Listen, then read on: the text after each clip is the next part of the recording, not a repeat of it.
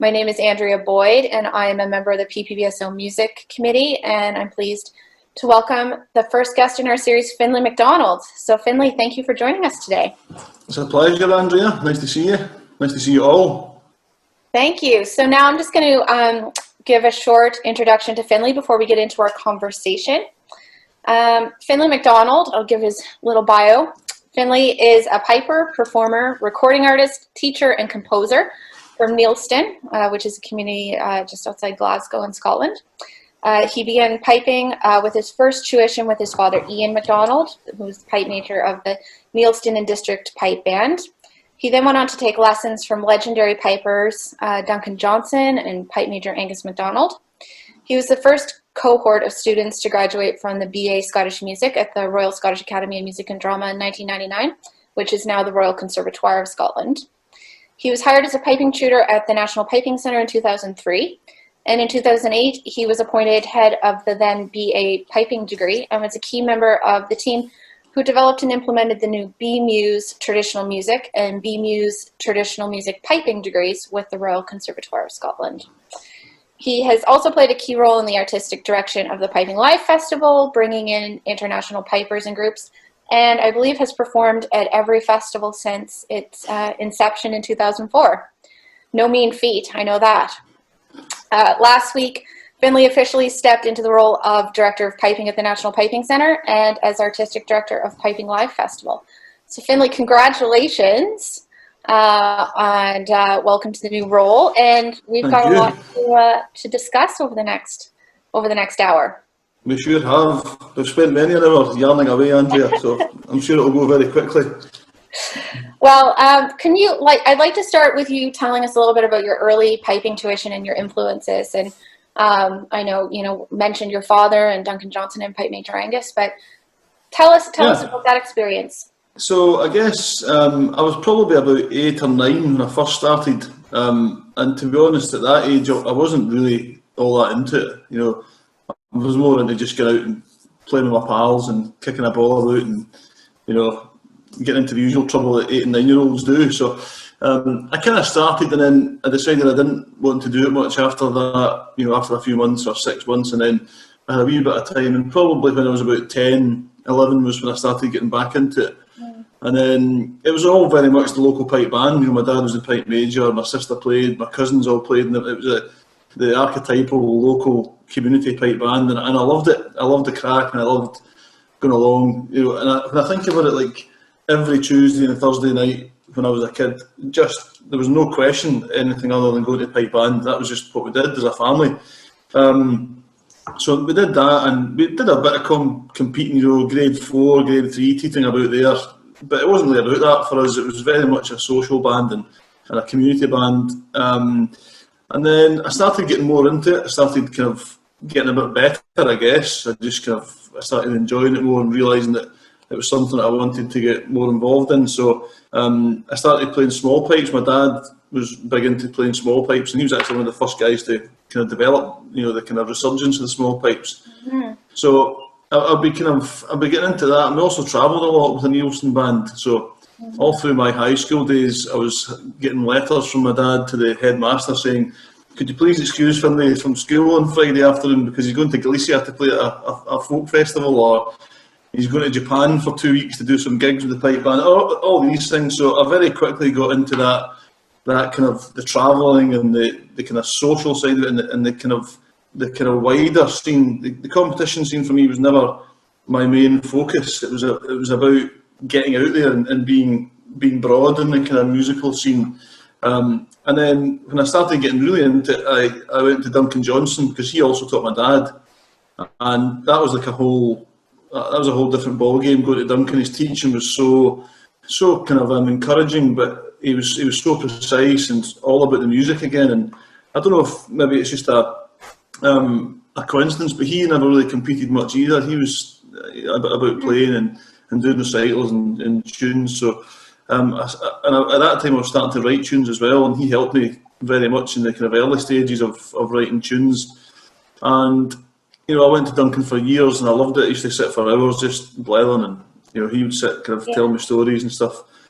And I just, then, I just want to pause there because I think, I know your father recently passed away, and there were some really wonderful tributes to him. And, yeah, in that, I think that sometimes we forget like that he was really part of that kind of that generation that was doing that folk revival in Scotland, where piping was part of that with, Rab Wallace and Ian Pipeline Ian McGuinness, yeah. McGuinness, thank you. And, those bands, that was a new thing at the time. Absolutely. I mean, they were really groundbreaking. These guys, and my dad was at the heart of it.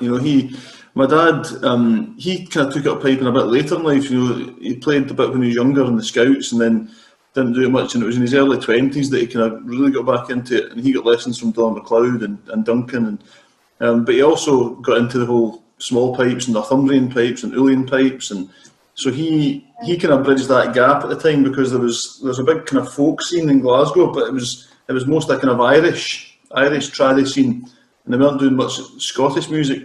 But my dad and guys like Rab and John Gagan and Jimmy McHugh and all these guys were looking at, well, we should maybe be doing some Scottish tunes here.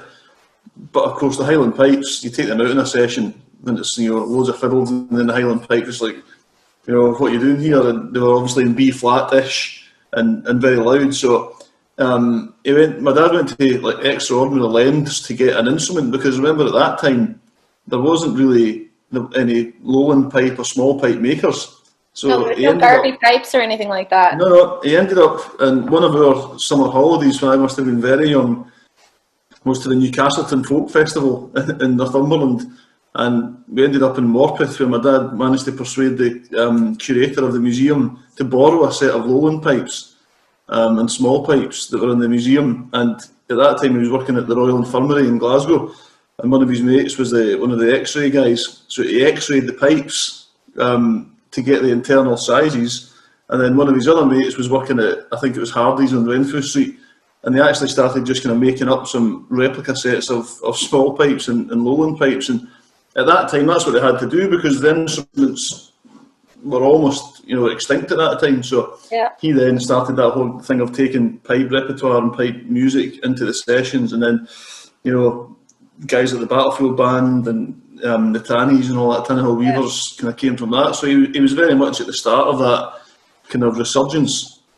That's so cool. Yeah. And then you were talking about, Duncan Johnson, and then of course you went on to the RSAMD and the degree course and Pipe Major Angus. Yep. So at that time, I'd started getting lessons from Angus as well, just because I was loving piping so much at the time, and it was like I was in my, I think, 5th or 6th year at high school, and my timetable was kind of a bit slack, shall we say, deliberately, so it meant I could go and do more piping. So I used to go and see Duncan on a Sunday afternoon, and I'll go and see Angus on a Thursday afternoon. And again, just very different styles and different characters, but both just incredible players and incredible teachers, And were they teaching you in the house, or were they at the College of Piping at that time? I went to Duncan's house every Sunday, and it was in the College of Piping with Angus. It was before the Piping Centre was open.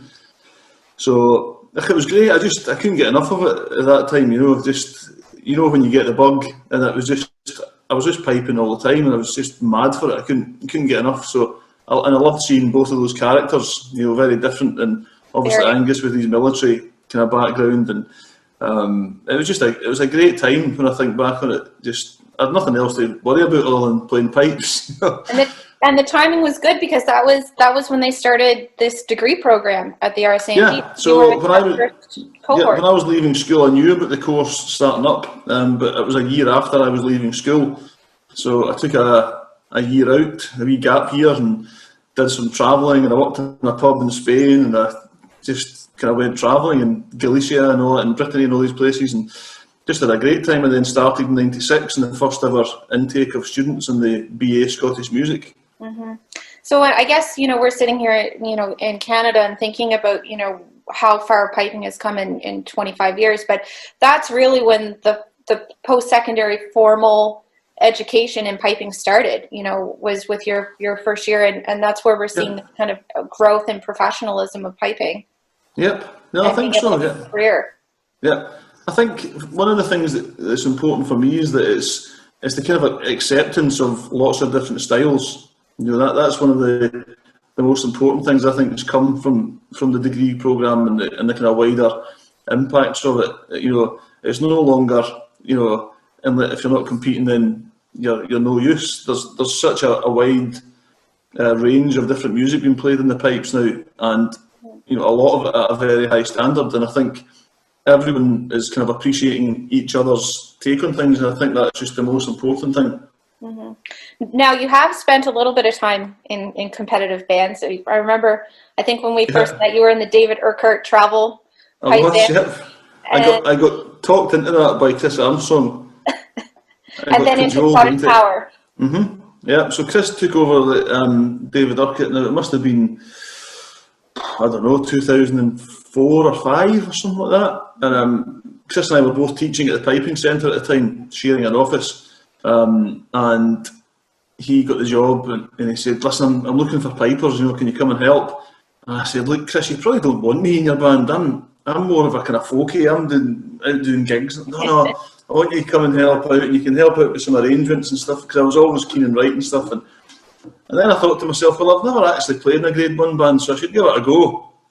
And I did it, and we did a couple of seasons as David Urquhart, and then Chris got offered the job at Scottish Power, and again I went to kind of support Chris in that, and I think I played with them for must be four or 5 seasons, I think. Mm-hmm. And I loved it. I loved playing in that band, both bands, but it just got, the time commitment for me was getting too much, because my other life musically, or one of my other musical lives, was kind of taking over my own band and stuff. I was doing lots of gigs and travelling, so I didn't have the time to commit to it, and I thought, if I'm going to play in a Grade 1 pipe band, I need to properly commit to it, and I couldn't at that time. So I thought the fairest thing was just to take a step back. But I've kind of kept close links with Scottish Power throughout the years. Yeah, you have.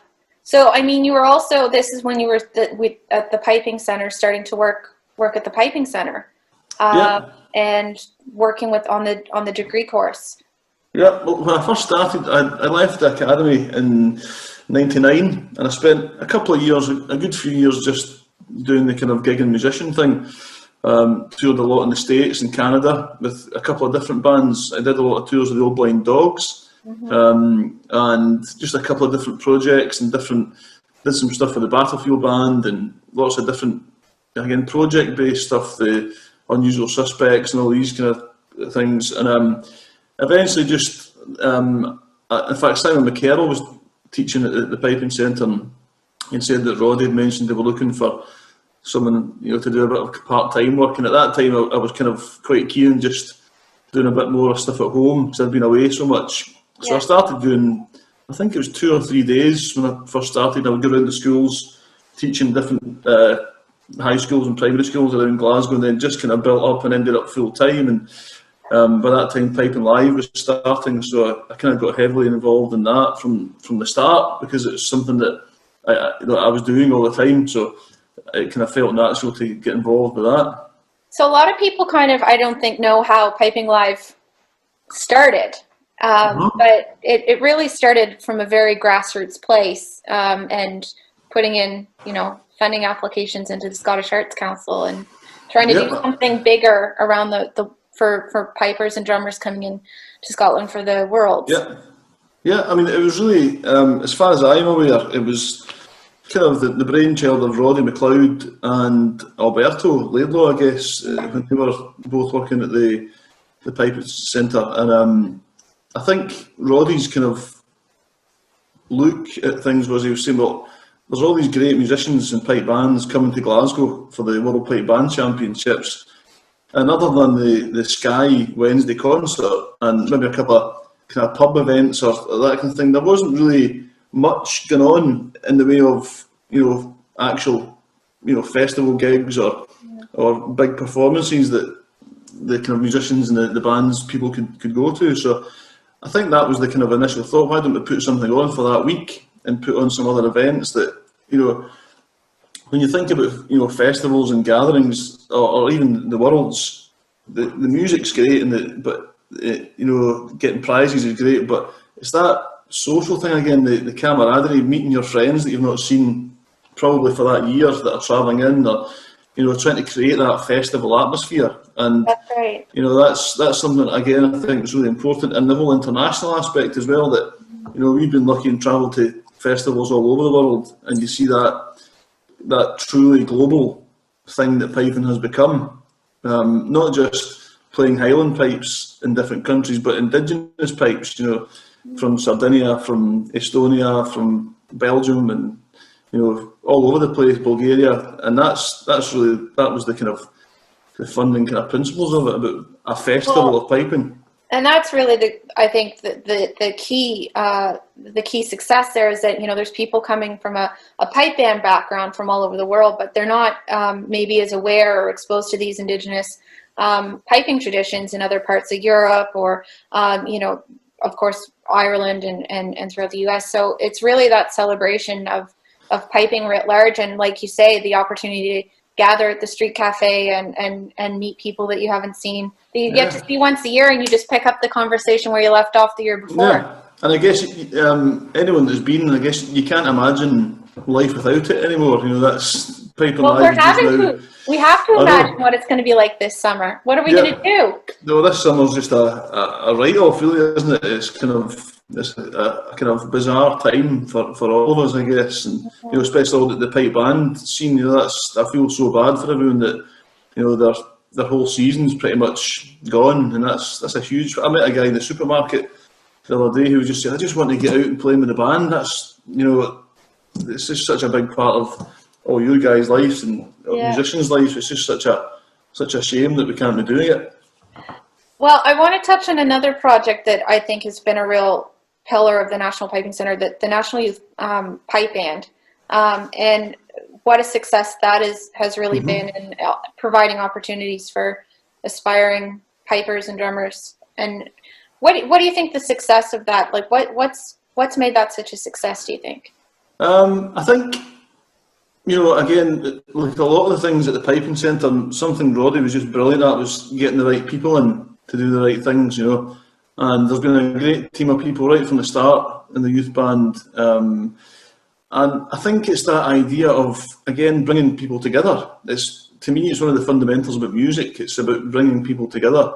The music itself is a brilliant thing, and the events are brilliant, but it's that bringing people together. And, if you just ask yourself, when you were, between the ages of 12 and 18, if there was something like that, you would have loved it.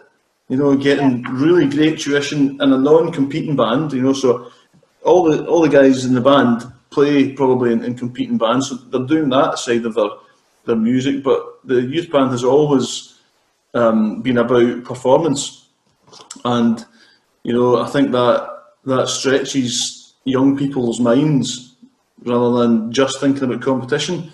If you're thinking about performance and putting on gigs, and you're thinking about lighting and creating new music, then I think that's what's been the big strengths in it. And again, there's a kind of, I think what it's done wider, kind of in terms of the kind of cultural side of things, is that it's provided that kind of parity of esteem for pipers and drummers. Something like the youth orchestra, the youth jazz orchestra. It's put piping and drumming on that kind of same level for young people, and I think that's really important. They're no longer, the people who play at parades and just do competitions. They go on and they do some amazing concerts, and they work in music that's seriously cool, and their pals think it's really cool. So that's the big thing.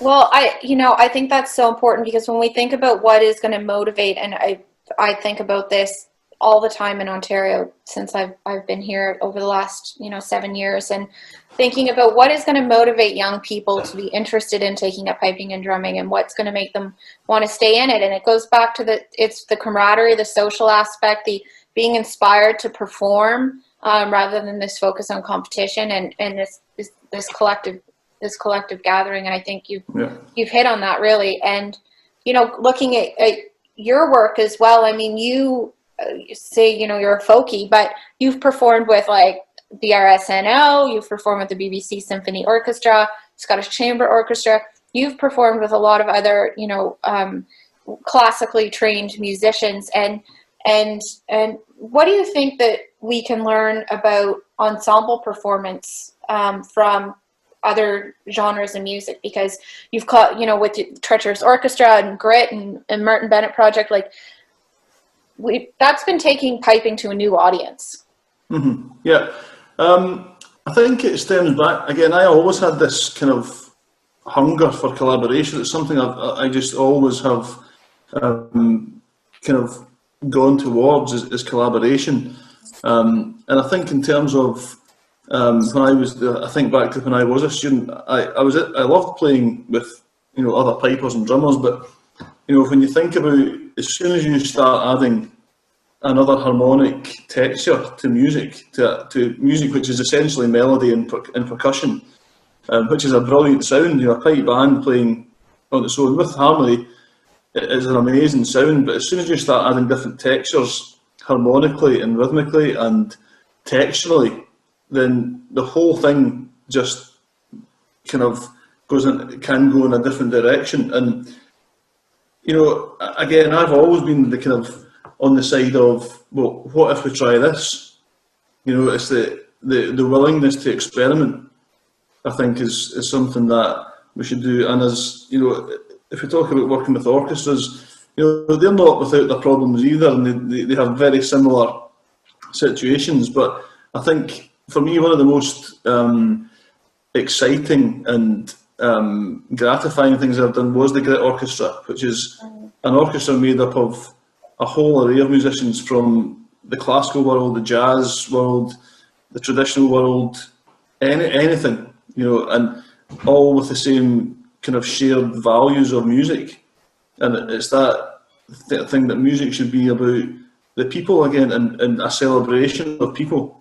And I think that's, for me, again, what I really get buzzies on. And, I think in terms of pipe bands, we could maybe just have a bit more fun with it. I think just try different things. And I think, when you have such set rules with things, then you either choose to follow them or choose to break them. And I think that's somewhere, it's a very fine line. And I'm not saying that pipe bands should only do experimental. I love pipe band music, but you can be liberated by trying other things and working with other musicians and just that sense of adventure in music that I think is so important. Well, I mean, we're sitting here in Ontario, that thinking about some boundaries that I guess were pushed in terms of collaboration and new formats, thinking about what Bill Livingston was doing with the 78 Phrasers, in the 80s, and then more recently what Michael Gray was doing with Toronto Police Pipe Band with his medleys, and we're not seeing enough innovation. And do we need to look outside of our own circle, our own community, for that sort of that inspiration, like you're saying? Yeah, I mean, I would. That's what I would do. I would never the thing with the pipe band world is people obviously love it because they do it all. You all do it all the time. So I'm not in any way saying that you should stop doing that. But if you do want to explore different things, then I think there should be some platform for you to do that. Mm-hmm. And it doesn't have to be competition, or it doesn't have to be competition as we know it. There could be really interesting ways to put on events that might kind of ask or allow pipe bands to do something just that bit different. Mm-hmm. And you never know. I don't know where it'll end up, and I think that again, that's one of the beautiful things about it, is that we don't know where it's going, and that's to me that's exciting, and I think we should embrace that. Absolutely. And I think about the kind of infrastructure that you have, or the conditions to cultivate and nurture that kind of creativity. I mean, I think my time spent living in Scotland, I saw the support for the cultural economy that there was, both from a policy making point of view with the Scottish government and Scottish Arts Council, Creative Scotland, even British Arts Council, and then the policy making to support piping in schools, and how we are now seeing 20 years later the effects of those policies, and how successful, and how there is a gap growing, I would say, between what's going on in pipe bands and piping and drumming in Scotland and what's going on in the rest of the world. I like what you were saying about how we reach new audiences by pushing the boundaries. Like, how do we create interest in a place like Ontario where we don't have that ecosystem? How do we reach new audiences? How do we encourage young people to take up piping and drumming? Yeah, I mean, I think on the point of encouraging young people, I think you have to get out there. You have to, I think back to when I was saying at the very start, I started piping, about 8 or something, and 9, and I didn't quite fancy it. And then I spent a while, I was always going along to the pipe band events that my dad and all that were doing, and it was me standing on the sidelines watching them having such a good time that made me want to do it. So I think it's about being visible, get out there, get into schools or get kids along to events, because that's what's going to excite them, and seeing and hearing that music. And pipe bands are visceral. It's like everyone knows that feeling when you stand listening to a pipe band. It's an amazing experience. It's not just a sound, you feel it and you hear it and it looks great, and it's like, I think getting out there, exposure and getting pipe bands out there. And again, it's not just playing in competitions. Like, I spent most of my childhood playing in street parades, gala days, Highland Games, that kind of stuff. And then again, that's being public without just being like a competition. So it's seeing that side of it. I think, and again, once you get kids in, you've got to make it fun for them, and you've got to make it accessible, and again, make it sociable. I think I keep going back to that, but I truly believe in that. It's about the people, and then if you can get people excited, then you can teach them anything. Yeah, absolutely. And you've had the opportunity to take your piping to some mainstream audiences. Bryan Adams. Yes. Lyro. Yeah. Yeah, I mean, that's... I don't know how much that kind of makes other people want to learn, but, it certainly does something for kind of, exposure of pipes. And, when I did that, the Biffy Clyro thing, was 90,000 people in the audience, and you think, well, that would take me a while to get to 90,000 playing at folk clubs or other wee gigs, But yeah, you can't get that many in the Ben Nevis. Aye, but I think the important thing that I've always maintained when doing kind of more mainstream projects is that it's not about a gimmick. It's not the gimmick of the pipes. It's about the music. So it has to be taken seriously, and it has to be done well. It's not just about, oh, here's the pipes, squick squawk and all that. It has to be taken seriously, and a lot of these kind of mainstream artists I've worked with get that, Yeah. And I think it's really important that it's not seen as a kind of just something that's like making a bit of fun of, oh, here come the pipes. It has to be something that's properly embedded within a bigger performance, and not just a kind of tag on, or not just a gimmick.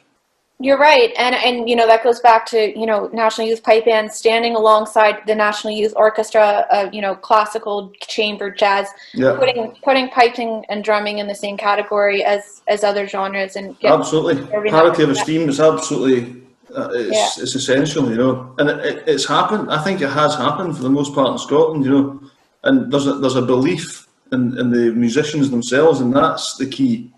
And that has changed since you started piping.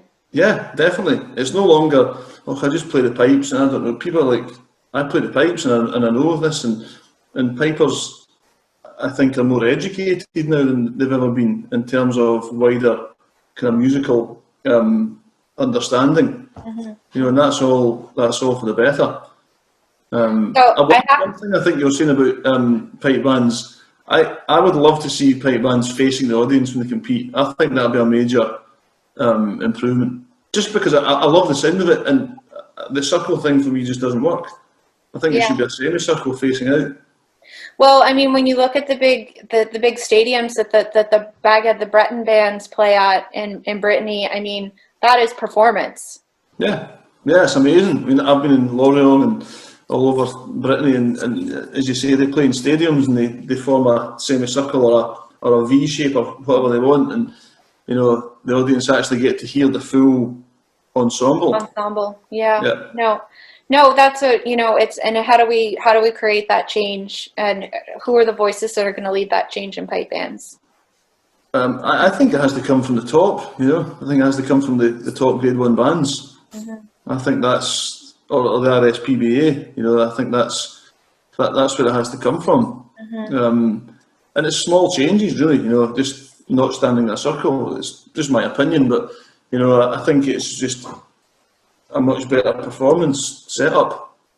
So do you think there's appetite for that amongst the Grade 1 bands to create that change? I'd like to think there is.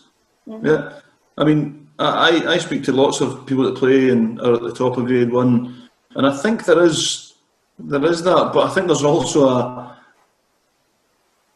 slight to do anything that might jeopardise a prize, which I get. And again, if you enter these competitions that are run by the RSPBA and governed by their rules, then that's what you're buying into. Mm-hmm. So you have to play by the rules by nature of doing the competition. So maybe it's about some of the top bands getting together and discussing and putting a case forward to the RSPBA about any changes that they see.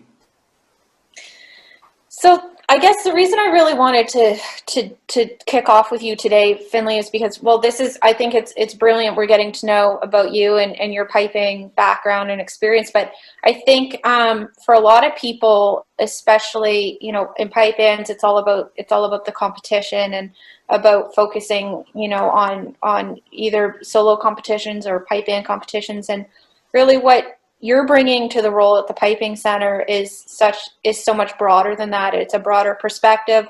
It's a broader global perspective on what piping is to so many people, because most of us haven't played in Grade 1 bands, and that's not what it's about. And I know that you're still kind of settling into the role, but what do you kind of see for the Piping Center and Piping Live and the projects that are within the Piping Center going forward? Yeah. Well, I think it would be crazy of me to try and change too much, because again, hats off to Roddy McLeod for what he's done and the way he's led the Piping Centre. And as I said earlier, one of Roddy's great talents is bringing the right people in to work in the right team. And there's an amazing team of people at the Piping Centre. So I don't think it's about any drastic changes or any sweeping statements. It's about just looking at what we do and how can we just do things when we react to the world we live in today. And that's of course very different than it was 3 or 4 months ago. So at the moment, to be honest, the aspirational strategic ideas are kind of on the back burner, and just making sure we get out of this situation in a decent state is the priority. That's the bottom line for us at the moment. But looking beyond that, just expanding what we do at piping, as you all know, and I think we should be, as the National Piping Centre, we should be the leading light in that, but also bringing different factions together and bringing different organisations and people together for the good of piping, and that's why we're all in it. So there's some things happening coming out of the COVID situation which are quite encouraging, in that we started a new online evening class, and we've had a really good uptake. And I do a class myself on a Wednesday night, and I've got a class at 7 o'clock, which is 8 beginners that would never have started playing. Because they all live quite far away from the Piping Centre. Yeah. There's a lady in London, there's a man in Germany, there's a couple of people up north, and then people on the borders. So that's that's something that we could look at as a positive coming from this, and something that we might want to develop in the future. Well, yeah, that's right. I mean, the fact that we're having this conversation today is because we're not going to be able to gather physically, so we're trying to all come up with ways to stay connected. And Yeah, you're right. I mean, virtual learning and virtual communities, I think, will continue to benefit us even once we're able to all gather again. yeah. Well, I mean, there's nothing like being in the same room or the same place, but needs must, and we're doing what we can at the moment to keep things going. And we've got some other cool initiatives happening. The clasp competition, that's happening online. The first one happened about 6 weeks ago, and that was a real success. And we're running another one coming up. We're doing an adult gathering schooling. So we're adapting as we go, and it's not about. I think the important thing is we don't look at it.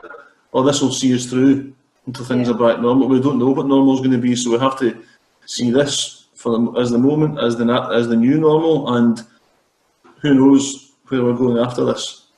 Yeah, with necessity comes innovation and creativity. Yeah, yeah. So, do you think there's anything? Do you have anything planned? Is there anything we can look forward to in August that might kind of fill our void for Scotland and Piping Live? Yeah, there might be some things which I can't quite tell you yet. Unfortunately, we're still working on things, but I think you'll be happy. There's definitely a couple of really interesting things going to be happening. Okay. As soon as I can, I'll let you know about that for sure. Okay, I'll sit on the edge of my seat waiting. Yep, I'm sure you might be able to guess a couple of things, but yeah, there's definitely going to be plenty of piping going out from the piping centre in different ways. Oh, that's brilliant to hear. Well, look, when we started the registration for the webinar, we asked people if they had questions that they wanted to ask you, and we received a number of questions. And so you spoke a little bit about some questions about how online lessons are working at the Piping Centre, registration and that sort of thing. And you've got a school that you're going to be running as well. Yep, we're running a school starting on the 29th of this month, 29th of June. And we were planning on doing an in-house school, but we're trying it online, and we're doing timing so that it will work for both kind of British and European students and North American. So there'll be classes at night time for us that you guys can kind of come into. And when you look at the staff on that, it's an amazing roster of teachers. So we've got Willie McCallum, Finlay Johnston, Dan Nevins, Ross Gaines, myself, Andrew Bova, and Gareth McLeese, who's going to be doing some drumming tuition. So it's a great bunch of instructors, and I think, again, something that we're trying out, we're giving it a go, and I think it'll be a really cool experience. That's great. And you mentioned Ross Ainsley. Now, we had a question from a viewer asking about small pipe classes and Gaelic language classes. Yeah. So normally we have a Gaelic class that James Beaton teaches, and again, at this stage, there's certain issues that we're having to deal with, and some staff being furloughed and can't actually work. So we're kind of managing things like that. But we are looking at restarting the Gaelic classes at some point, and small pipes. Yep, you can get lessons with myself or Ross on a one-to-one basis in small pipes.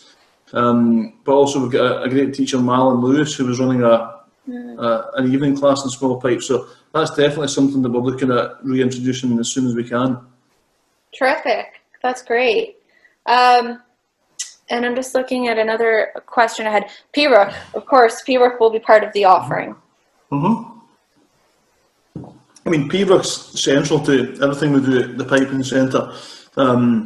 From the degree course, PROOK forms a huge part of that, and again, it's about studying PROOK in the true sense of it, and not just playing one style of PROOK to win competitions. We asked and we teach students about the kind of development of PPBROOK from its origins through Gaelic song and through different collectors and different compilers, different styles, and it's about interpreting PPBROOK rather than just playing it, and also informing the students on the kind of contextual areas surrounding Pembroke. Doing the degree course very loosely is we focus first year on the 20th century, loosely. You know, what we know, build from where you stand, and you know, make sure that everything's absolutely kind of, the knowledge and the skills are there in the first year. In the second year, we look back, we go back to the kind of 19th century, and we look at how we got to where we are now. And then in the third year, we look at the 21st century, and we look at where we are now as a loose kind of guide for the first 3 years of the degree course. So Pembroke is very much covered in each of those areas. Excellent. And what about, so they'll be covering there'll be Pembroke offered in the summer schools that you're offering as well? Absolutely, yeah. Yeah. And I've had a question about PDQB exams, SQA qualifications. Is that going to, I know that's been part of the offering at the Piping Centre. Is there opportunity virtually? Yep. I mean, at the moment, if someone wants to do their theory exam, for example, or their practical exam, there's ways we can do that remotely, and it would involve different kind of formats of, you know, things that we're doing Zoom and sending video recordings, and there's certainly ways we can do that. And again, if anyone wants to do that, they can email, you know, info at the National Piping Centre. I'll just check our website. Fantastic. So those are all the questions that we received. I don't see any questions. If there's anyone that has any questions that are on the call now, if you can submit them in the chat. Otherwise, maybe in the meantime, if anyone has any questions, they can ask. In the meantime, maybe Finlay, you could give us a wee tune. I can, yes. I'm not going to play my pipes because my wife's on another meeting in the next room, and I don't know if they'd quite appreciate me firing the pipes out, but I'll certainly play a tune on the whistle for you. And I wasn't sure what I was going to play, Andrea, but you made a request. I did make a request. Yes. A fine Sutherland tune. Yeah, Road to Ergie. Road to Ergie. Yeah, I'll give it a blast. Okay, yeah. Perfect.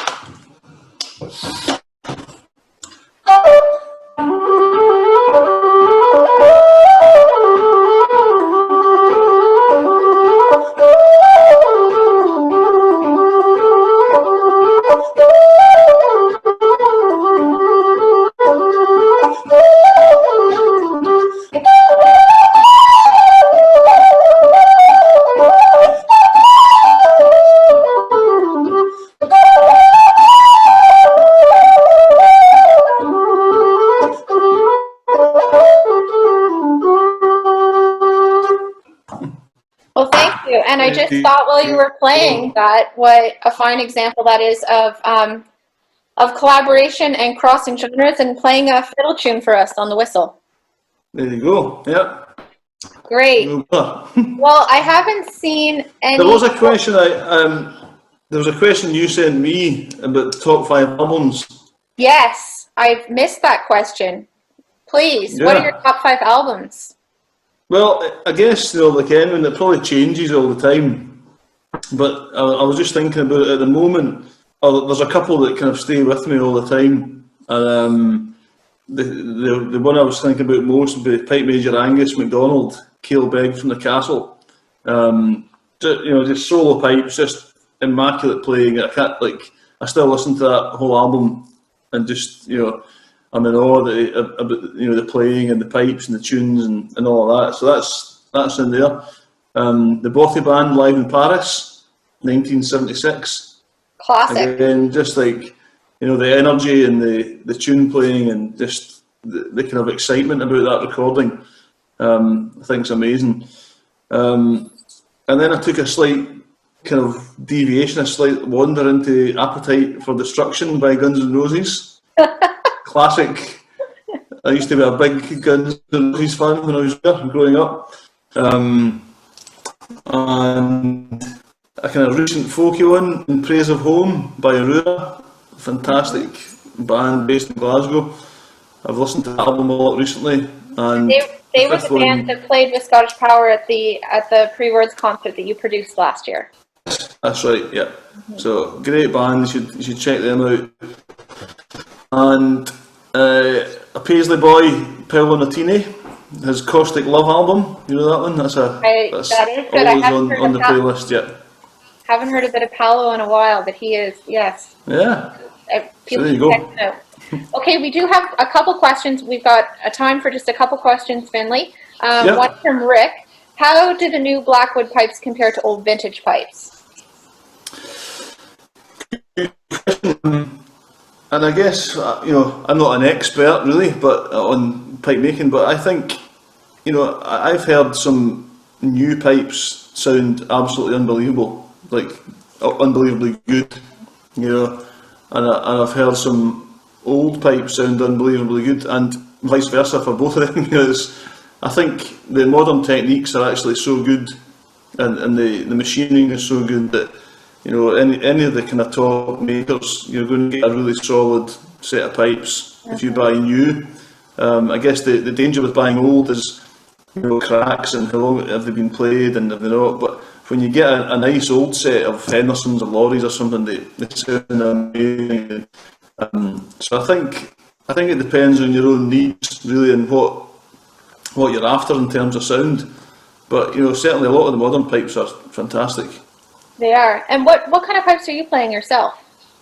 I'm playing. Well, I've got a kind of array of different pipes. I'm just playing concert pitch now all the time in B flat, and I use a set of Hardys for that, Hardy drones, and original Hardy. No, just they're probably about 7 or 8 years old. Okay. I got from Alistair Dunn. Yeah. They're lightweight. I asked them to be lightweight because I travel a lot, so they're just Blackwood mounts and nickel ferrules, and they're light, so travelling is great with them, and they're solid. They just go. They're excellent pipes. And I've got an old set of my dad's pipes, a lovely set of, I think they're like 1908 Lorries, silver and ivory. Unfortunately, they're under the bed at the moment. And I've got border pipes, small pipes, lots of whistles and all that kind of stuff. An array. Okay, I've got two more questions. One from Ellen Mole. How do we preserve tradition in an era of musical cross-pollination? This is one thing that competitions have achieved, especially solo competitions.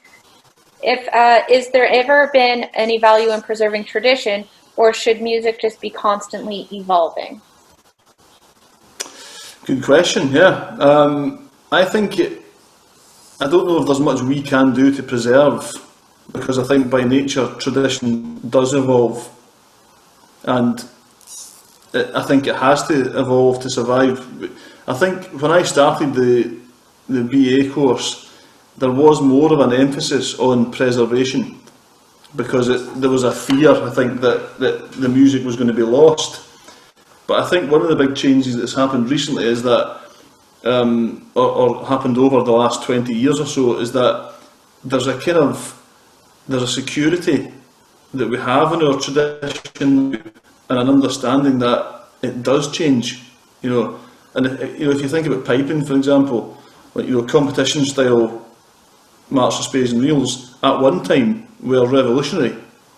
When you look in the 19th century, the way we play them now, guys like Willie Ross, and almost invented that whole genre, and now we call that tradition, and that changes. So I think there's space for both, but it's accepting that we can preserve tradition, but understand that it constantly evolves as well. No, that's a good point. And I mean, in the grand scheme of things, medley competitions are relatively new constructs as well. Yeah, I think one of the dangers with preservation is that it can become like a museum piece, and I don't think that's what music's all about. It is about getting out there and doing things with it. Well, our last question, thanks Finlay, and our last question of the day is from Alan J. McKenzie, or as he's well known as McConaughey.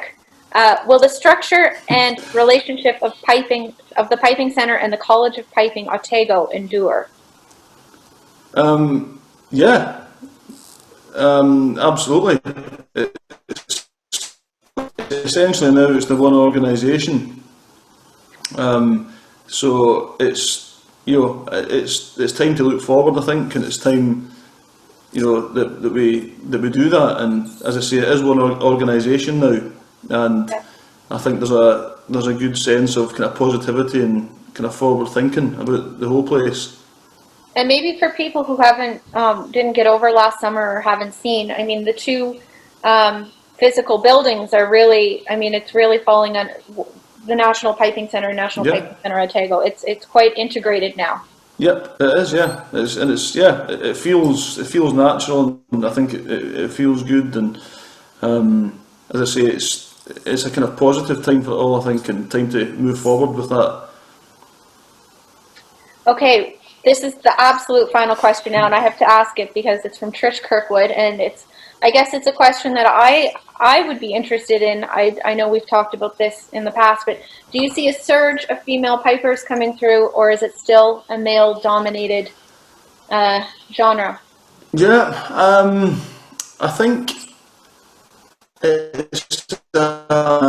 it probably is still male. I don't know if I would say male-dominated. I think there's still more men playing than women. Yeah. But it's interesting. There's a lot of.